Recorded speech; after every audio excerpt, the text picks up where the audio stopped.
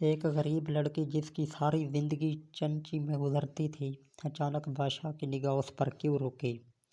اور وہی لڑکی سلطنت کی ملکہ کیسے بن گئی؟ یہ لمحہ پوری دنیا کو بدل گیا۔ رات کی خاموش گلیوں میں ایک چنچی دھیرے سے چل رہی تھی۔ اس میں ایک لڑکی بیٹھی تھی جس کا نام ہما تھا۔ غریب گھر کی مگر خوردار، مضبوط اور باوقار۔ ہر روز اپنے بیمار بابا کے لیے دوا لینے شہر جاتی اور ہر بار اسی چنچی میں سفر کرتی۔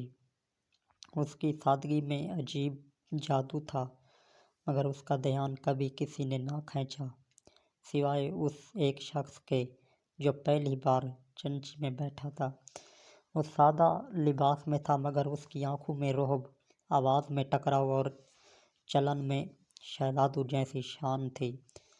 ہما نہیں جانتی تھی کہ وہ کون ہے، مگر وہ ایک شخص دراصل بادشاہ زید تھا، ملک کا حقیقی وارث جو بیس بدل کر عوام میں گھومتا تھا۔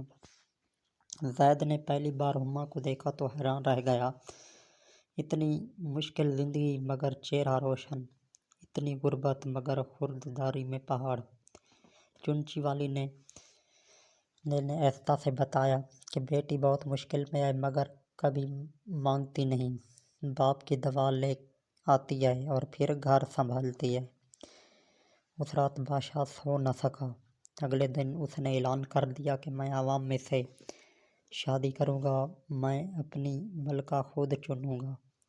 محل ہل گیا، وزیروں نے مخالفت کی۔ بادشاہ کی ماں نے کہا چنچی والی ملکہ کبھی نہیں، مگر زید نے کہا اصل ملکہ وہ ہوتی ہے جو انسانیت پر حکومت کرے، سونے کے لباس پر نہیں۔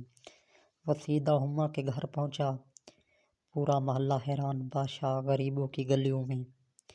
ہما دروازے پر آئی۔ بادشاہ نے کہا میں نے دنیا دیکھی مگر ایسی آنکھیں نہیں دیکھیں، کیا تم میری ملکہ بنو گی؟